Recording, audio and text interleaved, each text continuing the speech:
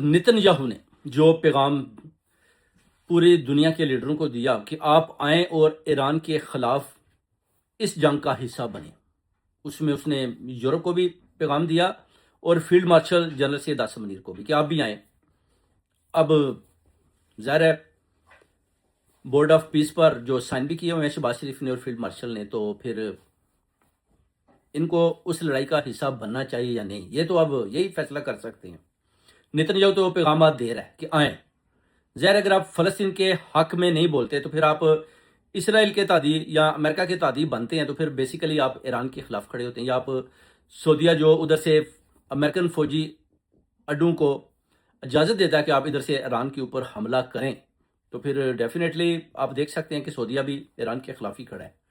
अब पाकिस्तान के लिए भी ये एक बहुत बड़ी मुश्किल है, क्योंकि अगर नेतन्याहू आवाज़ देता है और ये सोचते हैं कि हम नेतन्याहू के कहने पर ईरान पर हमला करते हैं, तो फिर पाकिस्तान की जो सिचुएशन है,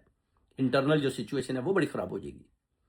अब जो नेटो है, नेटो देखें इराक से धड़ाधड़ उधर से फौजी जो है ना वो वापस जा चुके हैं। स्विट्ज़रलैंड ने भी बोला कि हम जनाब जितने भी असले की बरामदात हैं हमने दी हैं, अभी वो कहते हैं हमारे हाथ खड़े हैं, हम किसी सूरत में इस लड़ाई का हिस्सा नहीं बनेंगे।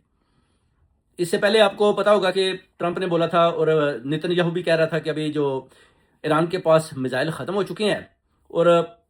8% इनके पास सिर्फ रह चुके हैं, उसके बाद ये इनके पास लड़ने की ताकत भी नहीं रहेगी। मगर देख लें, अभी ये कहते हैं, नेतन्याहू कह रहा है कि इनके पास वो मिसाइल हैं जो यूरोप तक भी पहुंच सकते हैं, यानी यूरोप वालों को भी वार्न कर रहा है कि अगर आप मेरी लड़ाई में शामिल ना हुए तो फिर याद रखें ईरान आपको भी नहीं छोड़ेगा। ऊपर से ईरान ने भी पैगाम दिया है कि अगर ग्रीनलैंड की तरफ अमेरिका कब्जा करने आता है तो आप हमें बताएं।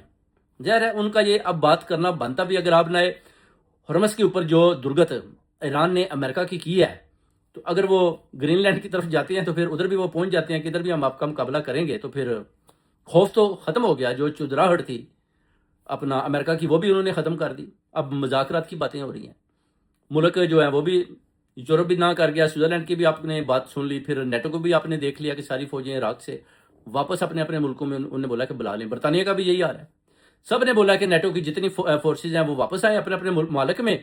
कहीं ये ना हो कि ट्रंप उनको ज़बरदस्ती बोले कि आप जनाब इधर हमला करें। बार बार जो पैगाम दे रहे हैं, इससे बेहतर है कि हम अपनी फौजों को वापस बुला लें और बोलें कि जनाब अभी जो आपने नेटो फोर्स बिठाई हुई थी और आपने बगैर पूछे किसी के साथ सलाह मशवरा किए बगैर ईरान के ऊपर हमला किया,